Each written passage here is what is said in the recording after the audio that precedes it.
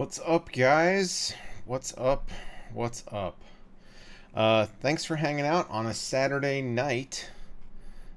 Figured that I'd hop on here. I don't think anybody else is streaming tonight, that at least that I'm aware of, and figured I'd come on, see who's around, chat with you guys about a few things. A couple of the videos that I did this week got a good amount of attention, and I did want to discuss it a little bit further, like the Razorblade video, where I talked about what had happened with my computer and the situation with customer service so far. I have a lot of updates on that, which I am going to do a video about, so I don't want to, I guess, completely spill the beans as far as what's going on, but I definitely wanted to talk about that at least a little bit, and my general experience so far dealing with Razer customer service, because that's kind of like, it's kind of like what it's been the most asked about thing. It seems to be the thing that people have the biggest concerns about with Razer products. That, and I guess quality control, which, obviously that is I guess an issue. But is this live or am I watching a recording? Well, that should tell you. Anyway, so I do want to talk about Razer. I do want to talk about that experience so far.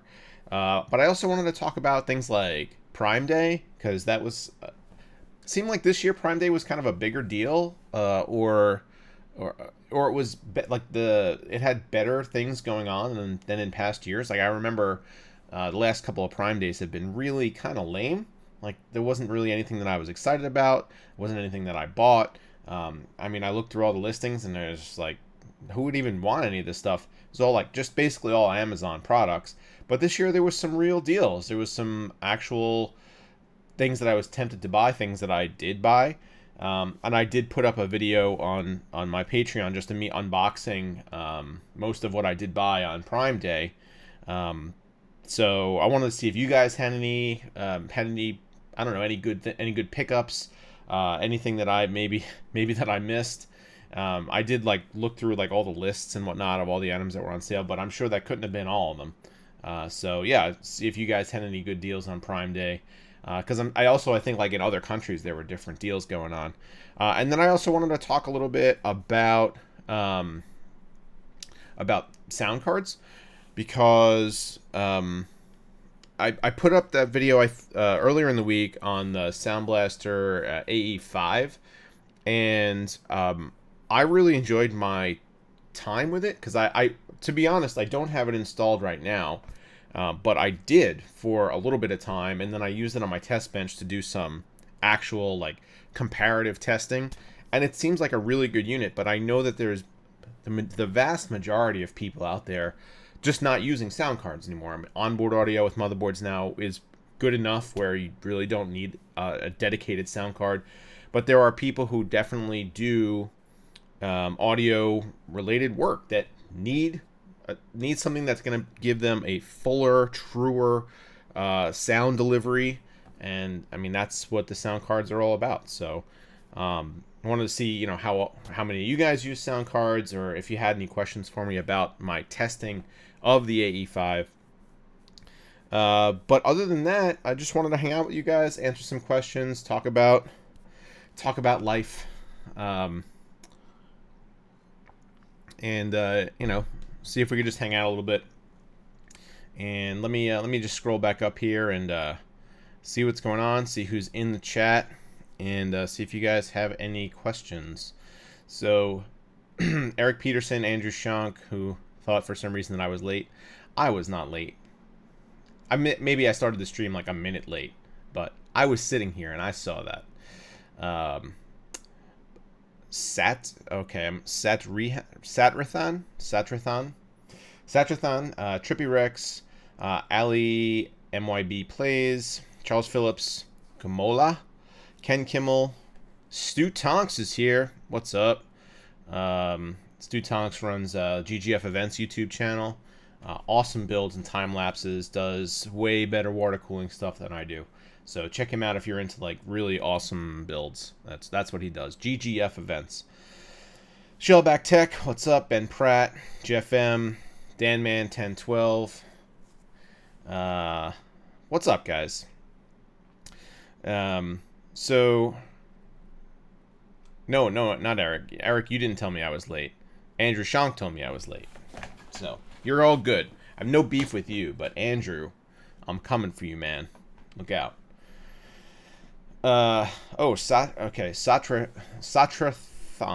Satrathon. I was close, right? Satrathon.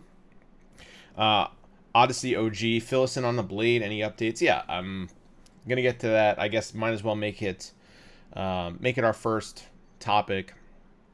So, like I said, I'm going to do a dedicated video summarizing my experience, because I ran a poll on Twitter about this, because I wanted to know, like, if you guys wanted, like, miniature updates, like, like, I don't know, because I only have 280 characters on there, and I could summarize, like, the emails that are going back and forth, but if you miss one or two of my tweets, then maybe you don't get the full story, but it's more frequent updates, or I wanted to know if you guys just wanted, like, one video encompassing everything, and the consensus was one video. So that's what I'm going to do. But, hold on.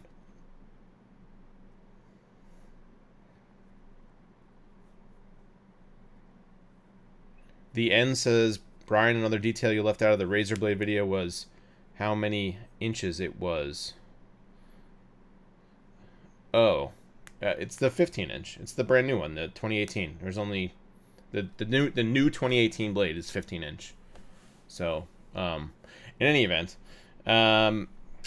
so what's going on so far is I did not, in the process of initiating the return, and actually let me just back up. I got there were a good amount of people, like, in the comments of the initial I have a problem with my Blade video, who were indicating that, maybe I didn't do enough to try to fix it myself, and I have a couple of responses to that. One, a lot of the solutions that were proposed, I did try. And maybe it was my fault for not explicitly going over every single troubleshooting step that I took, because the video was I was attempting to make a short video turn into a 12-minute video, and I didn't even get into all the details. I didn't want to go through step by step everything that I was troubleshooting. I didn't know if that was going to be of interest to anybody. So I suppose it could have been, but there were some intermediate steps that I did try, and I failed to get everything working again. There were also some people that were suggesting that I take the blade apart, try, whatever they were suggesting that I do with the internals. And to that I say, no, I'm not going to do that. It's a $2,600 brand new machine that's under warranty that I feel should have been serviced, repaired / replaced by the company that sold it to me. And ultimately Razer agreed with my assessment, and they are replacing it. Now, I don't feel like I should have to undertake that task of repairing it myself in this case. Like, as I said in the video, there was some data on there that I wanted. In the end, it wasn't anything that I couldn't replace, and I ultimately would rather just not. I would rather just get a new machine than have to deal with the hassle of trying to migrate data and or find some janky way or workaround to fix it myself. So that's what's happening, and Razer so far has been excellent to work with. They've been responsive. They've called me several times to discuss, and as it turns out, the situation with having to wait for a new machine is not what's going to happen. They have apparently at least one replacement machine that they were able to locate, or it was in Asia, so I guess it comes from their main factory. I think they said it was in Singapore, So I guess they're rolling off the line, and they had a replacement for me, and they're sending me a new one. So without getting into the minutia of the discussions that I have had with them, and the emails that I've exchanged, and what we've discussed on the phone, I can unequivocally say that Razer has been excellent to work with, and I didn't know that I fully expected that to begin with. So kudos to them for that. I will say that when I started the process, I did not want it to be known who I was. I'm not trying to say that I'm some famous person or famous tech YouTuber, but I do have some amount of social influence. And I think that just me coming out and saying who I was perhaps could have influenced the process. And I didn't want that. I wanted to be able to speak to the true nature of Razer's customer service. They may know who I am. I mean, it's possible. But I did not tell them. And I would hope that they would treat every customer the way they're treating me.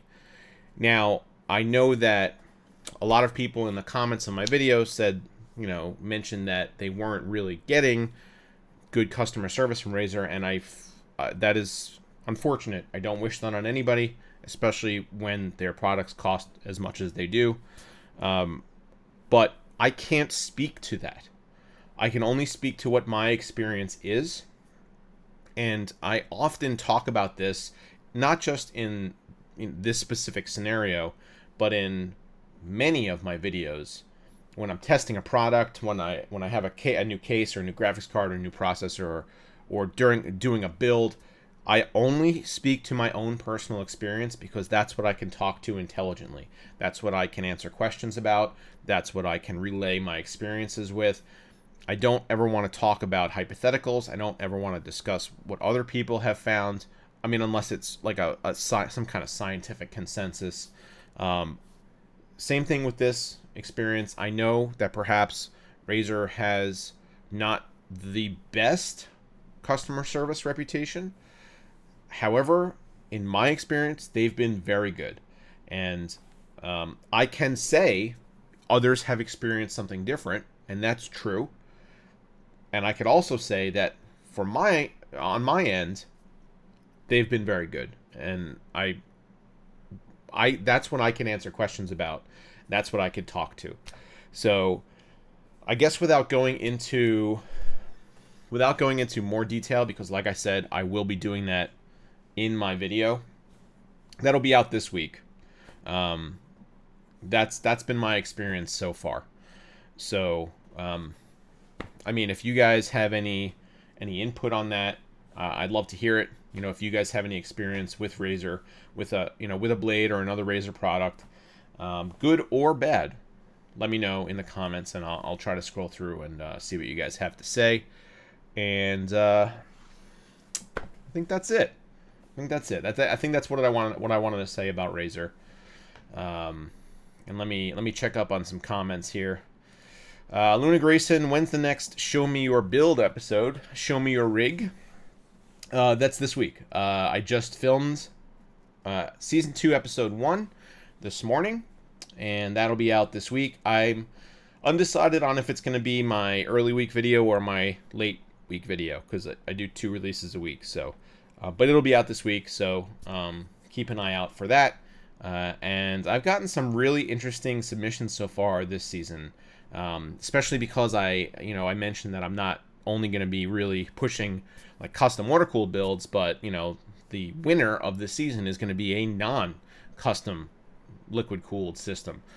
So I've been getting a lot more entry-level to mid-range builds with nice air coolers, good cable management, people that really take care of their PCs. So it's been really nice. It's to see the whole spectrum now. It's as opposed to just high-end water coolers sending me all their stuff. All right. Let me take a swig here. All right.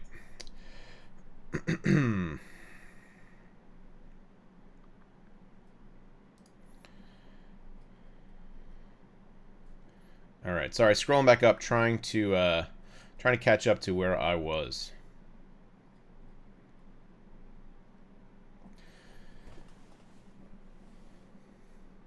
Shellback says, any word on that 360 millimeter Cooler Master ARGB AIO? I've been seeing it on Newegg, but it always says out of stock and no word on any site for reviews or anything.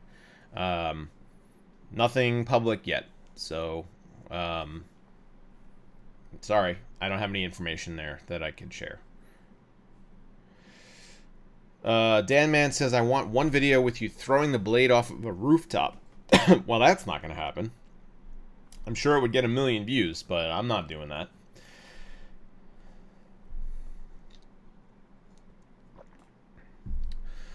The end says, I just want to say I sensed some critics, but I'm one of the supporters wanting to help locate a replacement for you. Oh, so the end, do you work for Razer? That's interesting. But one has already been located. So thank you very much for the offer and for the help.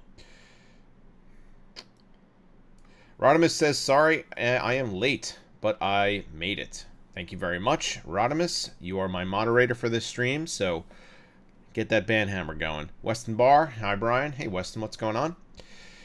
Jonathan Good, would you still recommend the Razorblade 15 after the issues you had, or would you rather recommend a different gaming laptop? So that's, again, probably something I am going to address in the upcoming video, but, I mean, I'll address it in a basic way.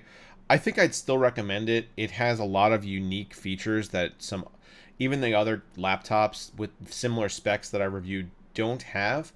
And it's still probably the thinnest and best looking, in my opinion. Like right now, I'm testing out a thin and light 8750H based GTX 1060 gaming laptop from a company called Electronics.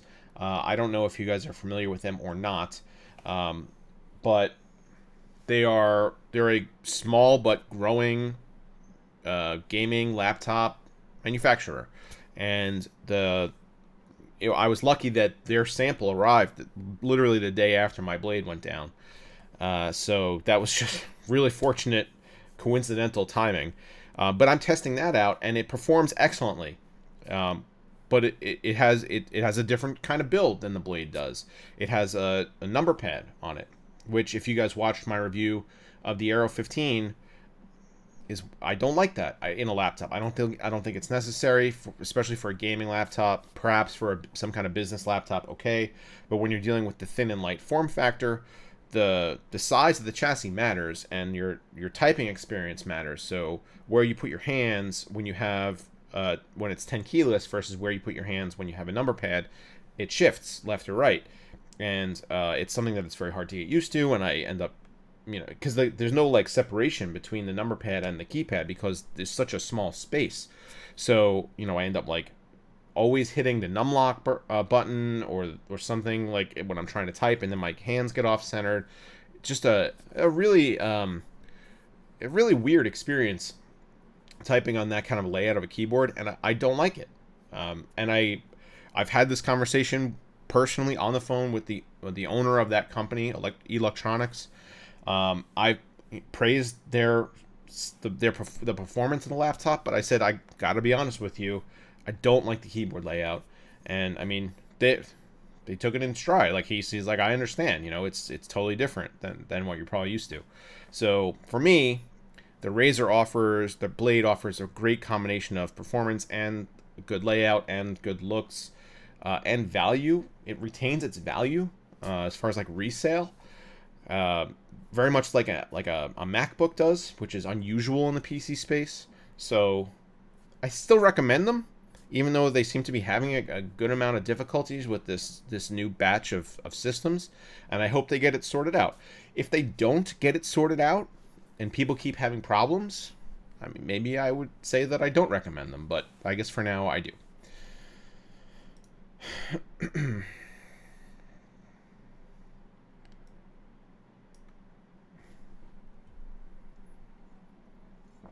Gamola says, see what you're saying. You want the same support everyone gets. I do. I mean, to be fair, everybody would want good treatment, right? Like, everybody would want to be treated like I'm going to use a word here that I don't mean in the normal context, but like a celebrity, right? Like somebody who has some influence, who companies want to kind of cozy up to. Everybody wants that treatment. But because we all know in reality that's not possible, I would rather have the normal treatment so that I can relate to you guys what that's like. So I hope that that's what I'm getting. I really don't know. Joshua Casey, I bought a Thermaltake View 71 RGB on a killer deal on Prime Day to begin a sweet build.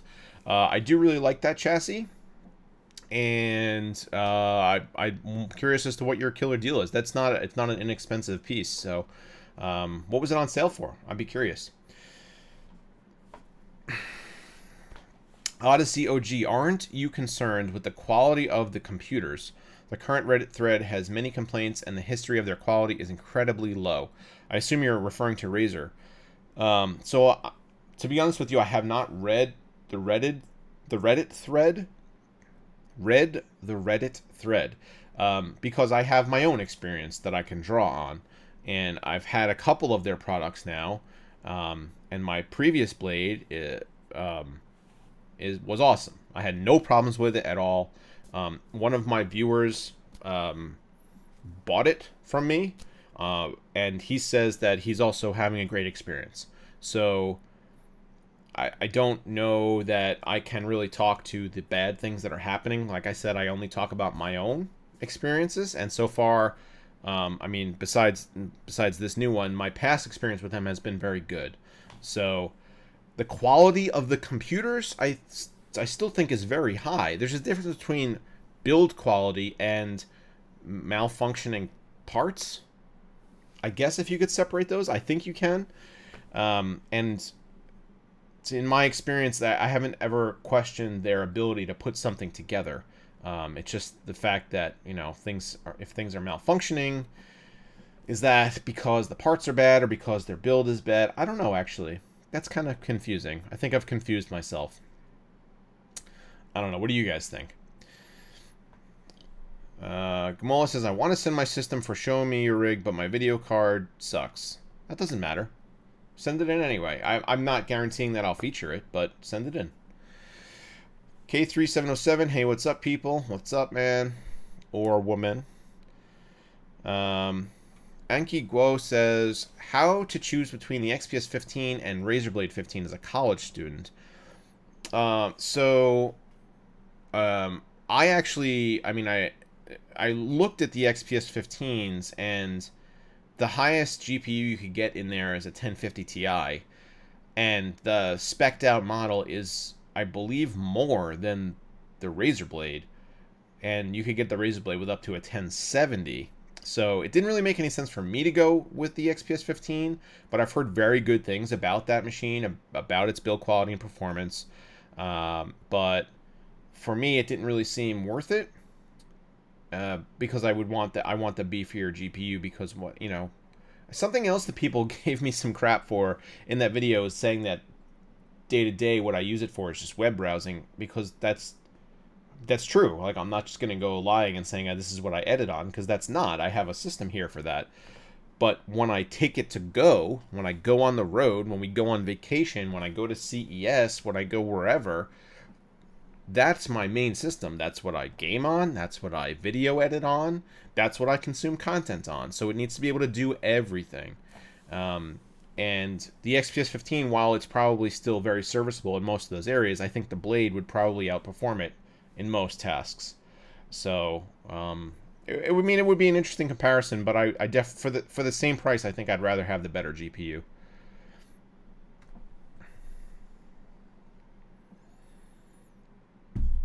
Luna Grayson wants to submit his rig for this season. Go for it, man. Watch some of my older videos. The submission link is in, or the email address is always in those videos. Charles Phillips, do you have any recommendations on driver managers? I keep getting random driver crashes on Windows 10. I don't use a driver manager. I'm not sure. But then again, I don't typically keep a build of Windows installed for very long at all. I frequently wipe and start over. So I don't really have those random driver crashes. I'd be curious to see what's crashing, what's causing those crashes, like what drivers you think are the problem. But no, I don't unfortunately have any recommendations for that. Joshua Casey, I'm really tempted to give rigid tubing build a go. Good luck if you do. I mean, it's a thing, right? it's definitely a it's a process that you have to learn, like, and you have to really dedicate yourself to being able to do it. But once you do, I mean, it's rewarding. So, Chillblane 2112 says, "Hey man, saw your video on your water cooling rig. That sucks." Yes, it does. Project Baron, rest in peace.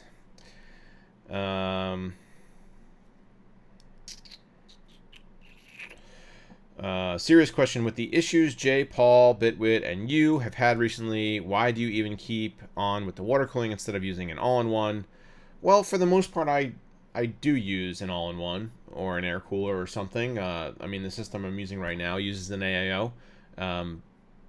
But so custom water cooling gives you some benefits, like it's better looking and the cooling is substantially improved. Even if you have a 360 millimeter AIO, if you put a 240 millimeter radiator in a custom loop, you will outperform that AIO every time. It's just a matter of the quality of the components that are going into that system, the amount of flow, and the specific contact with heat generating components. It just makes for a better cooling situation. And if you're doing seriously stressful work or overclocks and whatnot, custom water cooling is a better solution. Mr. No Sugarcoating says Razer 15 versus MacBook Pro 15.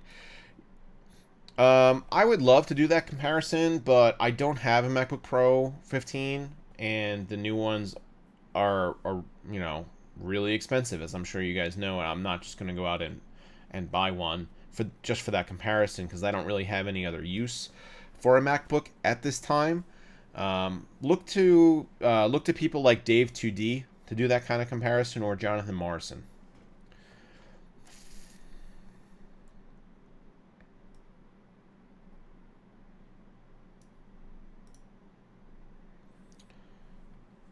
And my wife is in the chat and says, "You look so cute." Oh, thank you, Megan. Thank you very much. Now I'm blushing. Rodimus says, "I still have a few more pieces to get in before I could start my custom loop." Yeah, and that's another thing. Like, you have to make sure that you have all those components and ready to go. And inevitably, you will miss some stuff. You'll need to reorder some fittings and whatnot. That's another thing that takes a long time to get used to, knowing what exactly you need to order for those custom loops.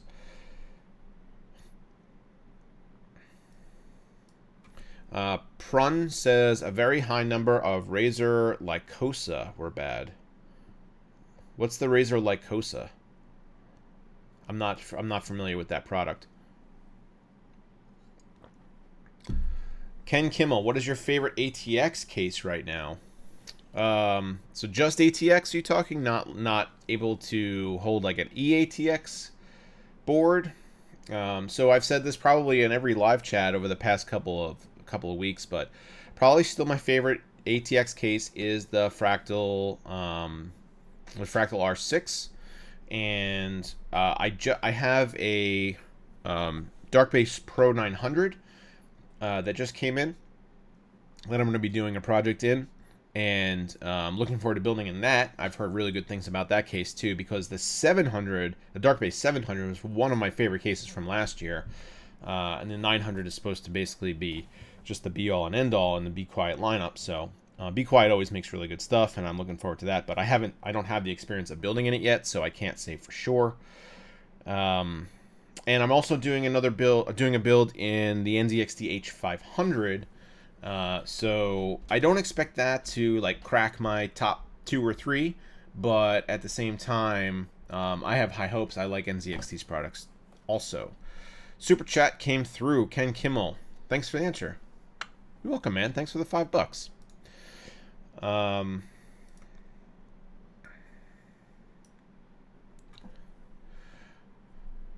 Satrathon says AIOs are harder to maintain. If it dies, it dies. You have to completely rebuy the unit.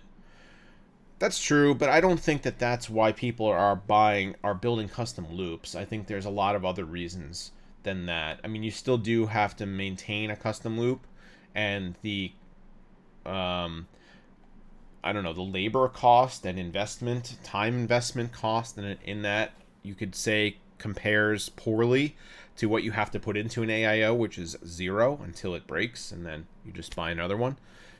So I don't know if that is the reason that people are going custom loop, but I mean, it's certainly true. You're not incorrect.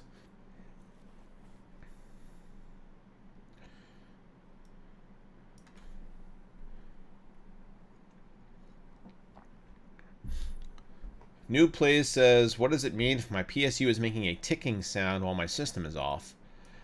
While your system is off? Well, that's interesting. It's probably, I mean, that means the fan is not spinning in the power supply, and so that means it's not just like a bad bearing on a fan. So it might just be time to replace that unit. Matt Shelp, ever thought of doing a workflow video? Or better question, do you use network attached storage or a server? I have, and that is in the works, doing a workflow video. What I kind of wanted to do was give like a behind the scenes look at how I do my filming, like what my audio, video, and lighting setup looks like, how I set my products up, how I do my B-roll shots, and then transferring that workflow into Premiere and doing an edit or something along those lines. I think that that might be helpful for people looking to get into doing this. I don't know that it might apply to everybody, but I think there's a lot of curiosity around how YouTubers do that kind of work, and I'd be willing to do that if you guys were interested.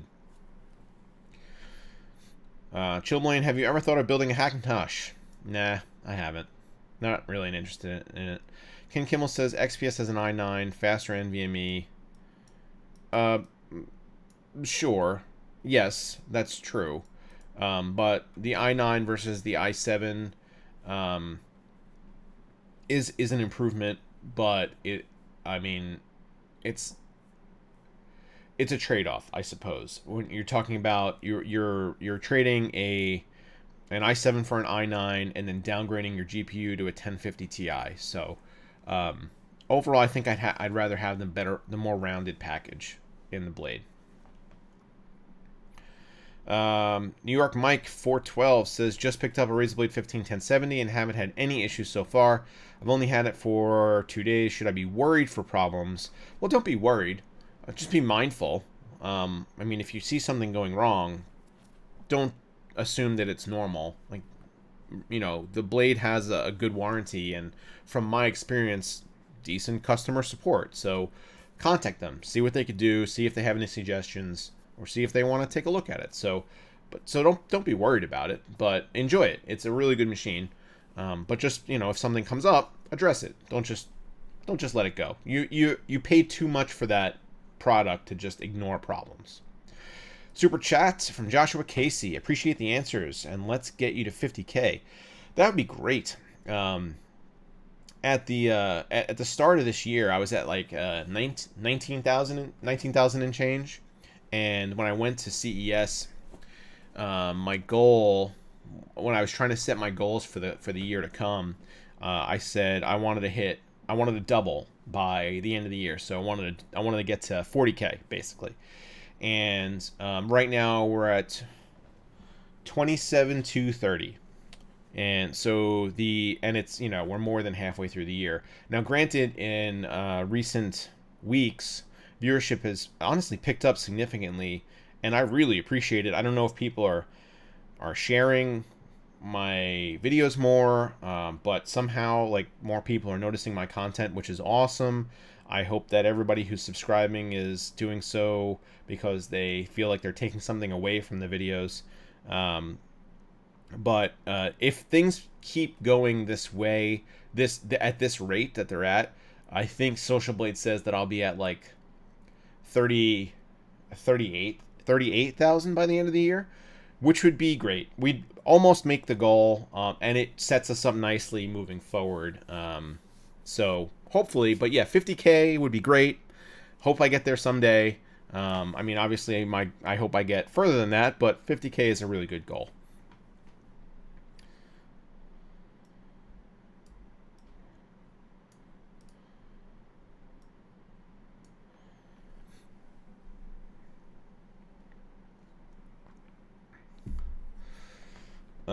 Ken Kimmel, are you? Oh, sorry. You guys are having a discussion amongst yourselves.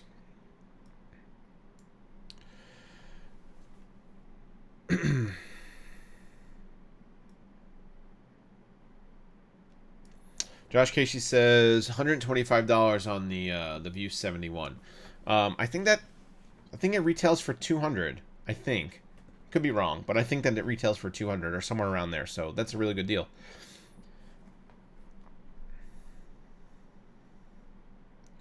My worry is the quality of the fittings and rads that are being made now. Are companies, even good ones, cutting corners as they try to keep up with demand? I don't think so. The companies that are doing it right are going to continue to do it right. I mean, they built their reputation on quality. I don't think that all of a sudden they're going to throw that out the window. EK is branching out into more budget-friendly custom water cooling equipment, and that's great, but they're not ditching their mainstream or high-end stuff, I guess. That's still around. Alpha Cool still makes all copper everything. Heat Killer, which is water cool, their stuff is still top-notch and not cheap. So yes, you do have other companies that are getting in, companies that are offering different materials to bring costs down, and just be wary of that. Just know what you're buying, and you'll be fine. If you stay within an ecosystem, everything should work together as it's supposed to. Even like a lot of people gave me some issues when I did the review of the Thermaltake M360 Plus kit, which is the beginners, the water cooling for beginners kit. It's got like everything in there, right? The one-stop shop. People gave me a problem about it because they're saying, why are you talking about Thermaltake's water cooling stuff? It's garbage. Well, I don't think that it's garbage. I think it's actually fine. I could say it's not the highest quality out there. There are better units. There are better blocks and radiators, for sure. But all that stuff is made to work together. And if you stay within that ecosystem, according to Thermaltake, according to every answer that they gave me when I questioned them about this stuff, you'll be fine. So I don't think that... And, some of the stuff they're coming out with, like their C-Pro fittings, are really cool. Like, those are really good ideas. So I think that it's not like you can just discount a company because they're making more inexpensive products. Just know that they're more inexpensive and don't necessarily buy them if you want the best of the best. But, okay, so that's probably my answer to that. I've gone too far. Tough Enough. CFQ Tough Enough says, hi, Brian. Hi, Mr. Tough Enough. RG Tech says, I do custom water because I love to tinker. Plus, it's what I put together. Yeah, absolutely. I built this with my own hands. It's really cool to say, right?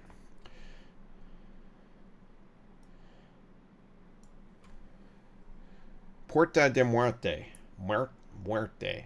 I'm glad I have notifications on for your channel, but I get it 30 minutes after it starts. Sorry. I'm glad you're here, though. Thanks for coming in. Jessica Angel, what do you think about the Cooler Master Mastercase H500P mesh? Well, I did a full review of that case a couple months ago, and I really like it. I liked the original H500P, and the mesh white, or the mesh regular color. They make them both, I think. It just basically improves on that case. In every change they made is an improvement. So if you like that design, and you want the better airflow and the couple other things that they changed, then and go with the mesh for sure. It's actually a really good case. I could see people having apprehension about going with the original for airflow reasons or some really weird design quirks with like the power supply shroud and stuff. but the 500p mesh versions fixed all that, and I think the case still looks really good. So it's a good one.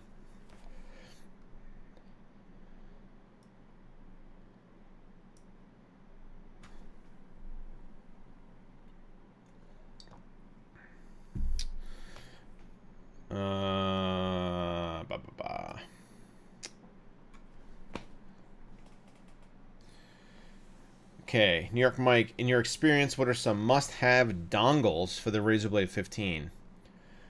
So I only have one, and I don't think it's necessarily a must-have, but I have like an all-in. I don't think I have it down here, but it's like a one USB-C connection, and it branches off into like SD card reader, Ethernet jack, two USB 3.0, and another USB-C port. So that's the only one that I use, and I think that's probably all you really need. I mean, there are still 3 or 4 USB outputs on the Blade, so including the USB-C. I forget exactly. It's 3 or 4. So you shouldn't really have that big a problem with connectivity. The only thing that I think it definitely should have is an SD card reader. And I talked about that in my 10 questions video. That should be on there, but don't really miss an Ethernet jack all that much. It's just kind of when you're traveling and you're in a hotel with terrible Wi-Fi, it's kind of nice to have. But yeah, I suggest, like, you go on Amazon and you could find like an all-in-one type dongle for like $40 or $50, and that should do you pretty good.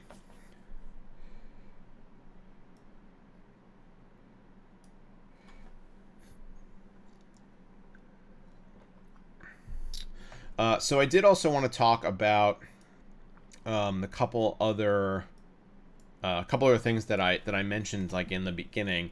So I just got my first copyright claim against my channel in like, I don't know, maybe a year or so, and it was on a video from like 2 years ago, and it was for music that I used in a build video, and the owner of the music, I guess, flagged that video because it's the only thing playing. Like, it's not background. It's like when I'm showcasing the build, so it's very obvious. But I never use music that I don't have the rights to, never. So I had the rights to it through my MCN at the time, which was Fullscreen. We had a partnership with a company called Audio Micro. Excuse me. So if you are a partner with Fullscreen, you have access to Audio Micro's entire music library, and that's where I got the music from. And I've gotten a lot over the years, a lot of flags on music that I used from Audio Micro, and that's one of the reasons that Fullscreen actually dropped them as a music provider, because they obviously can't keep track of who's supposed to have their music and who's not. But it was weird that this is a video, like I said, it's 2 years old. It's got a good amount of views. I guess it's got like 30,000 views.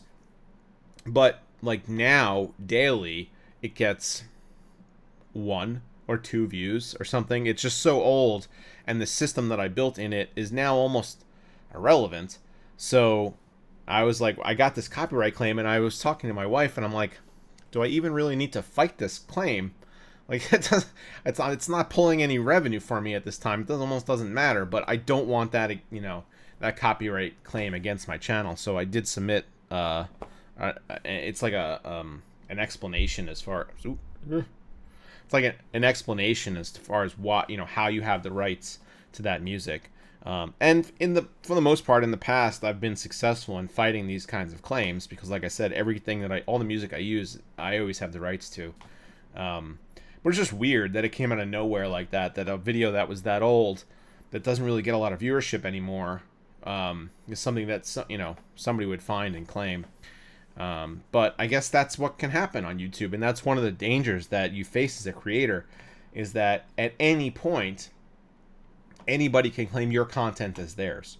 So it's almost kind of like, I don't know how many of you guys watch other channels are familiar with YouTube drama, but there was a situation with PewDiePie and this Twitch streamer named Alinity, and he had a whole big issue where, you know, she worked with a company who put a copyright claim against one of his videos that he showed her face in for like 2 seconds or something like that, just because she didn't like what he had said about her, which was not even about directly her. It was more of a general comment. But in any event, without getting into YouTube drama land, his channel got a copyright claim against it, and it's just ridiculous how easy it is for anybody who at any point can go and say this video uses information or images or audio that belongs to me, and YouTube's automatic response to that is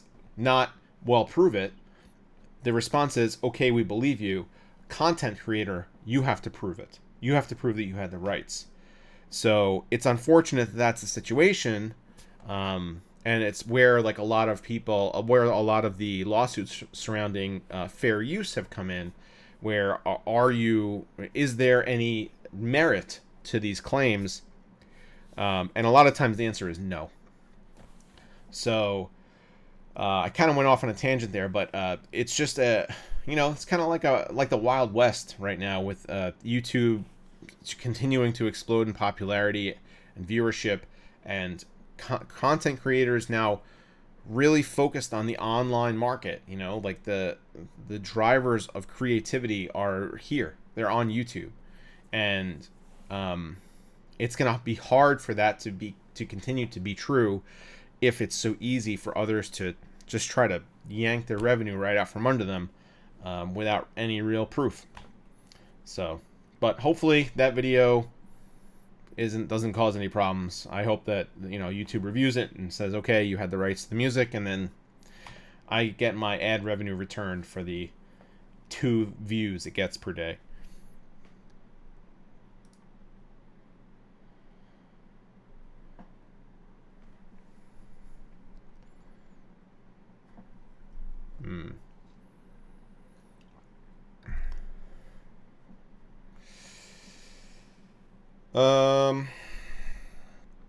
Okay. Sorry, I'm just trying to find out where I left off. Michael XF, should I wait to purchase new DDR4 memory? I plan to get 32 gigs for my virtual machines, but it's $380. Do you think RAM prices will go down anytime soon, as buying now would help me work? So if buying now would contribute to your work, your business, do it now. RAM prices are coming down, but it's a slow process. I mean, there's all kinds of things happening between Samsung, Hynix, Micron, and the Chinese government right now. So, I mean, things are working themselves out because people are aware that prices should be lower, but at this time they're not. If you need it for work, buy it for sure. Like, you may be able to get it at a slight discount in the future, but who knows how far in the future that's going to be, and who knows how much of a discount that's going to be. It might not be worth it for you to wait. If you're missing out on work, it's probably not worth it. You should just buy it now.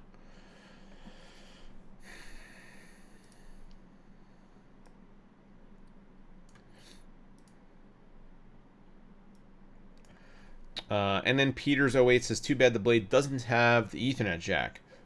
Yeah, I mean, I don't even know that they could fit it. Just the side profile of that machine is so thin that I'm not sure that it would fit.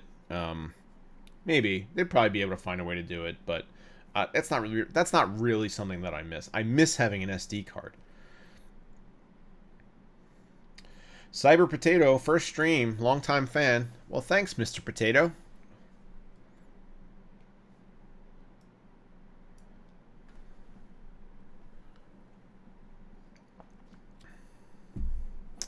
Josh Casey, isn't there a new scanning service that's been advertised heavily lately for content creators? I don't know. What kind of a scanning service? What does it do? I've never heard of that.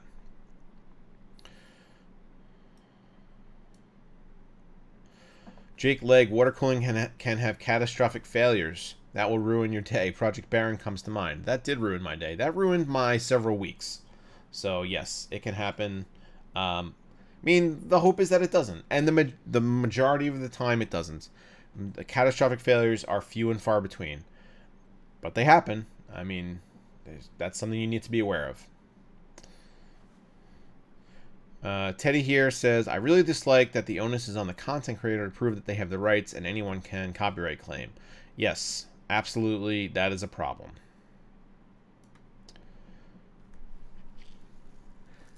Infinite Star, have you ever used the Guile Eco Potenza? I think you mean Evo Potenza, because I'm not familiar with their Eco Potenza. Yes, I have used it.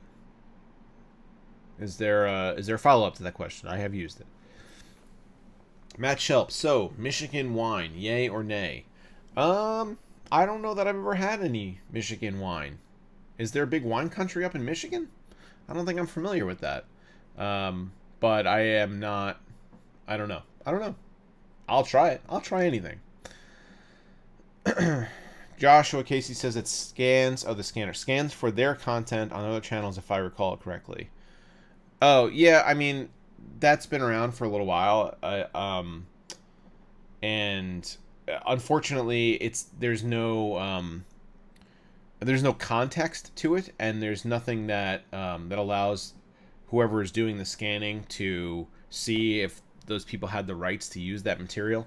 So there needs to be more behind that. Like if I know for sure that people rip my videos and upload them to their own channels. I've caught many people. I've redirected a lot of revenue. I've had several channels taken down for it. It happens. It happens to even relatively small channels like mine. But I'm doing that because I identify somebody who is ripping me off as somebody who does not have the rights to use, my videos, and I have them, and I address it. With people who are just kind of scanning for music or whatever, there's no intelligence behind it, right? There's no now I have to assess the situation, which is kind of where the problem comes in. Matt Shelp, is it pronounced Gale or Gale? I think it's Gale, or Guile. I think I say Guile more often than not, but I actually don't know the answer to that question. And whenever I use their memory in a build and I have to say the name of the company, I always make sure to say Gale or Guile or Jail or something. I always say all the names because I just don't know. Rodimus says, "Did you ever sell those soft boxes you had listed on Reddit?" Yeah, actually, I had a bunch of extra studio equipment that I listed on Reddit. I listed it on Craigslist, and it was basically the soft boxes. What I did was the same thing with a lot of the cases. Cases are the one thing that I cannot hold on to. They just take up too much space. I have too many cases in this house, and the boxes are enormous, and I have at any point 20 to 30 of them, and that's just so much room. And every once in a while, for those of you who don't know, I will post on the Reddit hardware swap forum. One time I posted that I was just giving them away. It was one per person, come and get it, first come, first serve. I'm not shipping them, but if you're in the Maryland area, I had people drive 3-4 hours to come and get a case. It's free.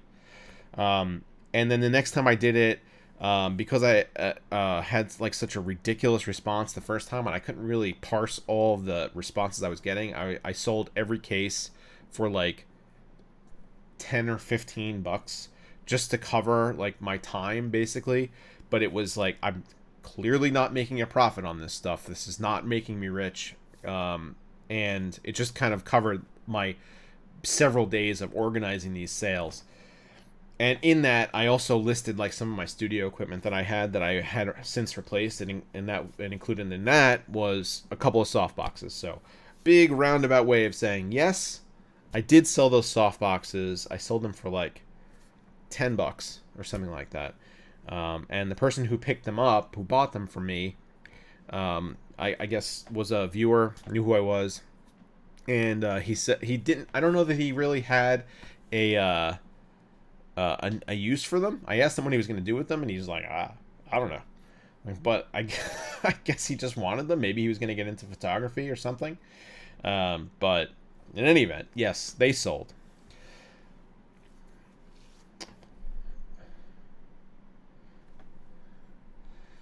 Jake Legg, when will the new Thermaltake cases be rolling out? August? Do you mean the level 20s? I don't know. I don't have a date on those yet.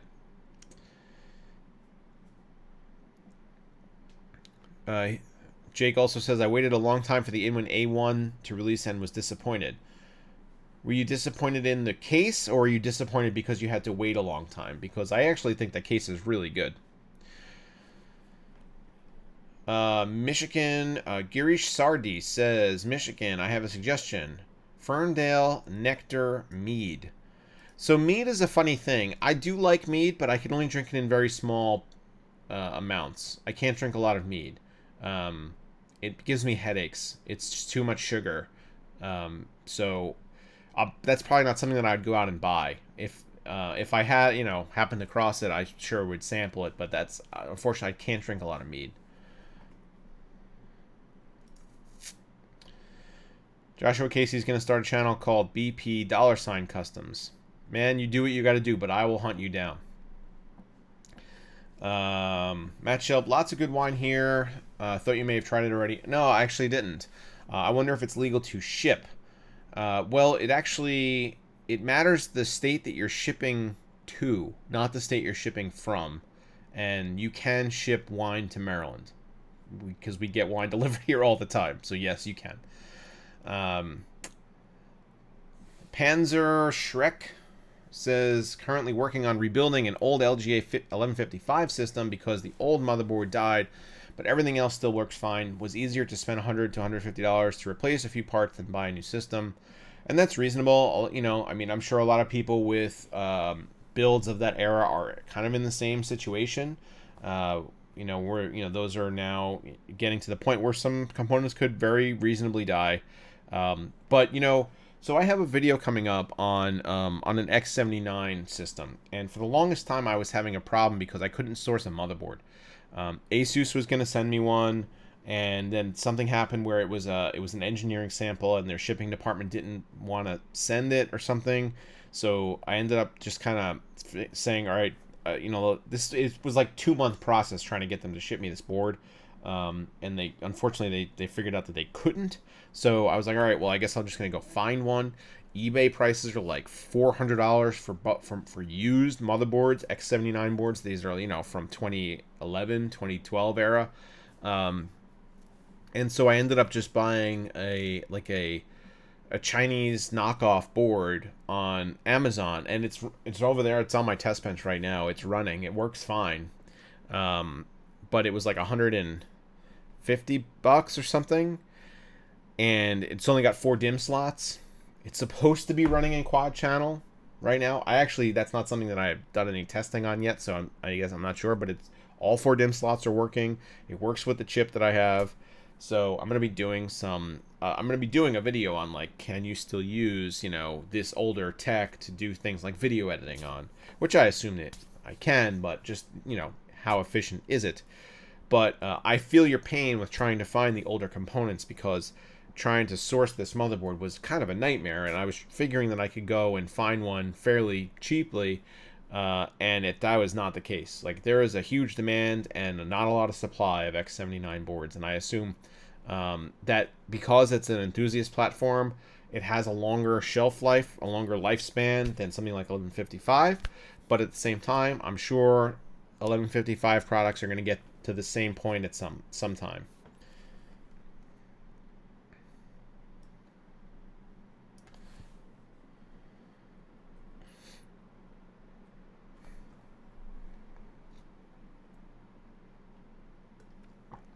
Ugh. All right. Prun says, I have an X79 build to guess I'm rich. Yeah, man. Sell that motherboard. It's telling you, it's worth a lot.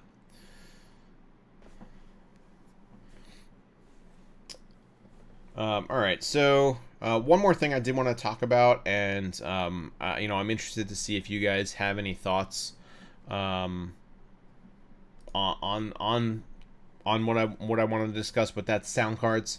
And I know a couple people had commented up earlier in the stream, but repost them if you can, because I forget what exactly was said. But so I'm curious to see if you guys have any need or desire to use a sound card anymore. Do you think that it gives you any noticeable benefits for you as a user, not necessarily objectively, because objectively it does something. It has a function. You know, it gives a it's a headphone amplifier. It's a DAC. It definitely gives you a better audio experience. But is it worth it at, you know, whatever the cost is, $150 for that AE5 versus what you have on your motherboard right now? Because to be honest with you, most of the time I'm just using onboard audio. Like I have an external DAC and amp for my headphones when I'm editing, but other than that, it's all run through, you know, motherboard audio, or right now I have the Sound Blaster Katana. But yeah, for the longest time I don't use a sound card.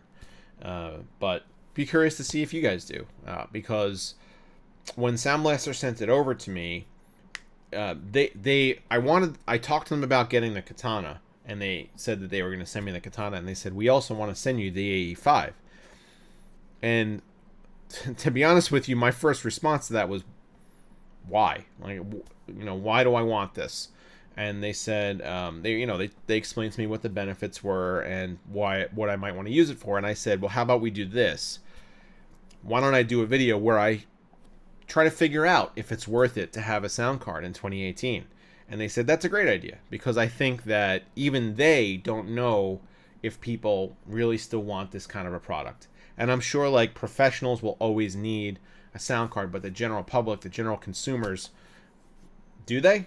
I would think probably not. But I don't know. I'm curious to see your take.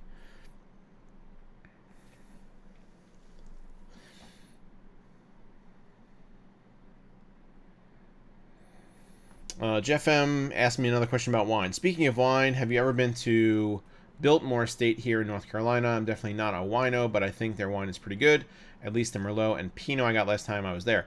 So I've never spent any significant time in North Carolina, or gone. I assume there's like a wine country down there. And no, I have not. We have not done the like wine tours down in North Carolina, but I know that there are several wineries down there that we could potentially visit. And I guess we're within driving distance from North Carolina in Maryland, so that might be something that we do someday, but I have not been down there.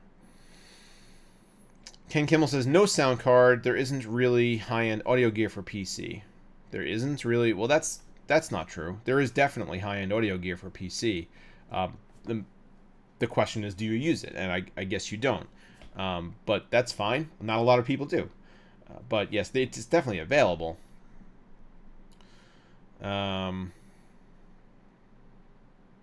Pseudo Soul says, not me. It's just more drivers and software. I'll pass. That's true, I guess. Although you can definitely use a sound card with minimal intrusion on what's running, you know, background processes and whatnot. And you know, a lot of people are in the same spot where they're just like, I don't need to bother. My motherboard does good enough.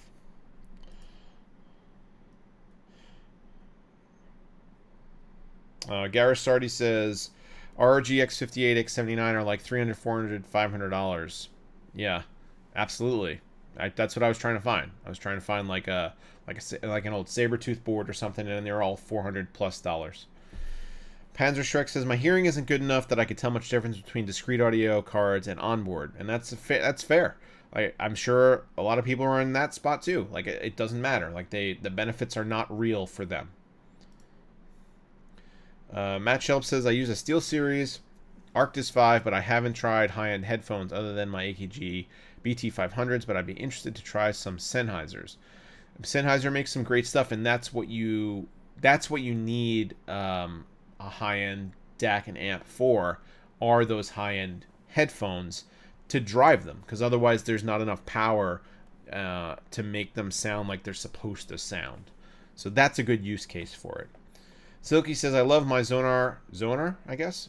Zonar sound card. It's inside the PC and keeps the desk clean. I love my Hi-Fi Man headphones, and they require amplification and sound cards provided. Absolutely, yeah. So that's kind of the situation that I'm in, where I do need a DAC and an amp to power these. This is what I use now. After One More sent these over, I fell in love with them. This is their triple driver over ears. and this is what I use for editing. So, and you need something to drive them. So yeah, I agree. Mayflower Arc is a standalone solution, no software. I've definitely heard good things about Mayflower products. K3707 says, I would like to know more about sound cards. I was wondering if it would be worth it for me. I have an X299 Rampage 6 and had issues with hooking up certain sound setups. Optical out didn't even work. Well, that sounds like that sounds like a problem that Asus should address. But that aside, a sound card would likely fix that problem. Joshua Casey, I have a Clips sound a speaker system for powering passive headphones, and Logitech G35 USB for gaming, and $150 is steep for a minimal gain for me. True, absolutely, I understand that completely. Espen says, I don't have any need for a sound card, but mainly because I'm often forced to use a headset since I got small kids that wake up easily. Yeah, I mean, gaming headsets, they're usually the net connection there is usually USB, and that's where they get their power from, and that's fine. The sound quality of a headset versus a good pair of headphones is not really comparable, but a lot of people don't want or need that, and they would rather have the convenience of just a one-plug solution with a microphone built in and all that. And that's definitely a reasonable use case. Wow, a lot of people commenting about sound cards. I didn't know it was people were that passionate about that. Chris Giroux, Columbia, Maryland, represent. What's up, man? What's up, Chris? I didn't know you lived here too.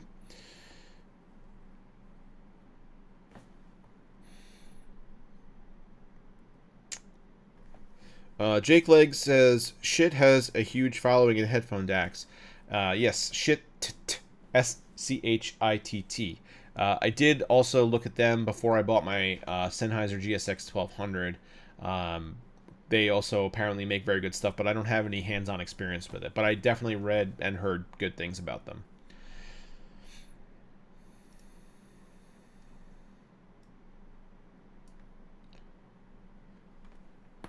Ooh, did you guys hear that? That was crazy.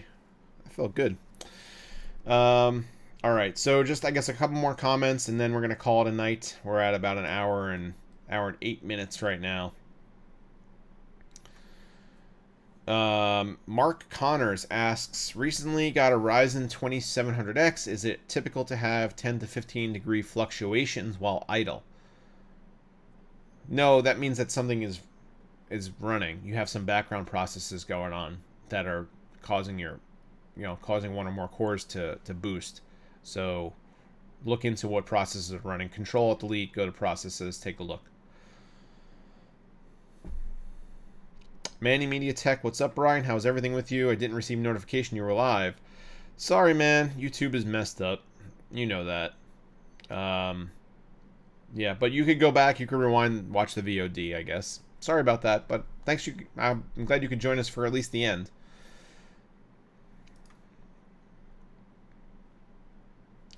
Panzer Shrek says, how are you finding your new camera? I love these cameras, the A7 IIIs. The stream, I'm looking at the stream right now, I think it looks really good. I hope that you guys have noticed some improvement in quality in the videos that I've been putting out recently. I've been not only working on lighting and stuff, but like just the full frame look and the lenses that I have with these cameras really kind of give me a leg up on what I was working with before. Even though the GH5 is an amazing camera, the A7 IIIs just do things in such a different way, and I'm not an expert in any way at grading footage or at video editing. I think I'm okay at editing, but grading I'm a complete noob with, and it's been much easier for me to grade this footage and really bring out the highlights and darken the shadows and work with the color and whatnot in the way that I want to versus the GH5's footage. And I don't know why that is, but I've been happy with its performance so far. And it's not a cheap product, the A7 III, and they're impossible to find. But they're really, really good cameras. And I'm going to, we're taking a trip to Maine in a couple weeks, and I'm looking forward to bringing this camera on vacation with us and seeing what it can do with stills, because that's not something that I generally focus on or am good at. But I'm hoping that the camera could do a lot of work for me. Chris Giroux, you're in Colombia. I am not in Colombia, but um, I'm close enough to know where that is. I'm in Colombia quite often, but that's not where I live.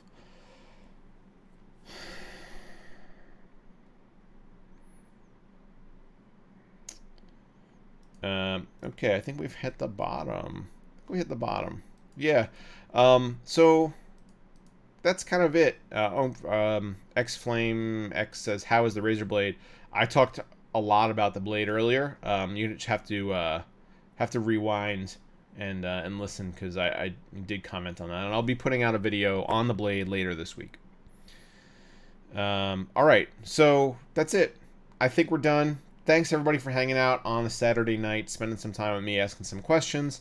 Hope that you guys were able to take something away from this, and I'm gonna try to stream more often. I always say that, but sometimes it's a little hard for me to get the time to do it. But thanks a lot, guys, and I will see you next time.